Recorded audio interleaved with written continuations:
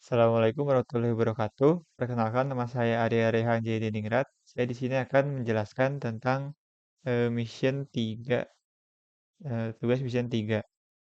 Oke, jadi untuk nomor satu, sini eh, diminta untuk mengquery nama mahasiswa dan nama departemen mahasiswa yang tergabung dalam Departemen Ilmu Pengetahuan Alam seperti output. Jadi pertama kita select student name, yaitu nama mahasiswa, nama mahasiswa, dan departemen name, nama departemen. Yaitu from tabel student dan tabel departemen. Nah, tabel student untuk student name dan tabel departemen untuk departemen name. Nah, itu di join berdasarkan departemen number. Kemudian di mana itu tergabung dalam departemen ilmu pengetahuan alam. Jadi kategorinya ilmu pengetahuan alam. Dan diurutkan berdasarkan nama departemen secara ascending atau menaik. Nah, kita run. Nah, untuk hasilnya ini agak berbeda sedikit. Ini mungkin karena untuk di ininya masih acak ya, untuk di soal masih acak. Nah, tapi untuk instruksinya disuruh menaik sehingga saya secara menaik. Kemudian untuk nomor 2, menulis pernyataan SQL untuk menampilkan hasil seperti output untuk mata pelajaran yang ada di Departemen Hukum. Nah, jadi pertama select class name, yaitu nama mata kuliah, dan departemen name, nama jurusan. Untuk biar seperti di output, itu from tabel kelas dan tabel departemen di join. Berdasarkan joinnya departemen number. Nah, di mana itu pelajaran yang ada di departemen hukum. Jadi where departemen name sebenarnya departemen hukum. Dan memiliki durasi kelas 4 jam atau lebih. Jadi n class time lebih besar sama dengan 4. Kemudian diurutkan secara menaik berdasarkan nama mata kuliah. Order by class name secara ascending. Setelah di run, untuk hasilnya itu seperti ini. Itu berbeda dengan yang di soal, mungkin juga karena ini masih acak ya. Nah, kalau di descending juga tidak seperti ini. Kemudian nomor 3, itu menulis SQL yang mencari nama dosen, nama departemen, dan level dosen. Jadi pertama select professor name, itu nama dosen, departemen name, itu nama departemen. Lalu untuk level itu berdasarkan gaji tahunan. Itu C jika kurang dari 80 juta won, B jika lebih dari 80 juta dan kurang dari 85 juta won, dan A jika lebih dari 85 juta won. Jadi di sini kalau salarinya lebih besar dari 85 juta, maka dia A. Lalu kalau salarinya di antara 80 dan 85 juta, maka B. Terus when salarinya lebih kecil dari 80 juta, maka dia C. Nah, dia di S level. Kemudian itu from tabel profesor dan tabel departemen berdasarkan departemen numbernya. Lalu eh, yang itu departemennya di departemen teknik komputer. Jadi departemen name sama dengan departemen teknik komputer. Lalu diurutkan menurun berdasarkan nama dosen.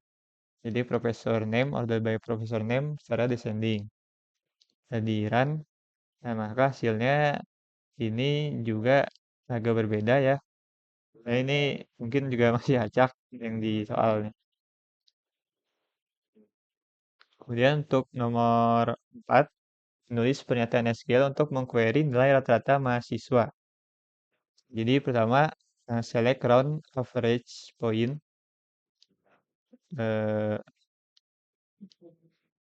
Average point. Kemudian untuk nilai rata-ratanya dibulatkan untuk satu di belakang desimal. Jadi round eh, sa- 1 poin begitu. Jadi round eh, nilai average-nya, kemudian koma berapa angka belakang koma. Nah, mintanya 1, jadi tulis 1. Ini S nilai rata-rata dari tabel grade dan dijoin dengan tabel kelas. Itu berdasarkan kelas number.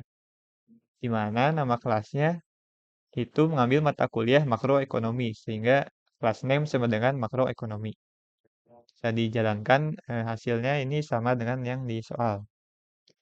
Kemudian untuk nomor 5, nulis query untuk mata pelajaran yang diberi waktu kelas, tetapi tidak diberi kredit.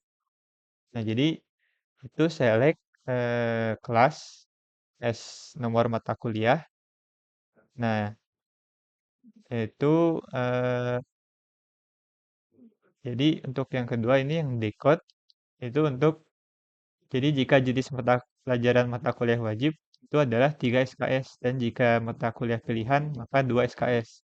Nah, di sini jadi codingnya adalah decode berdasarkan tipe kelasnya.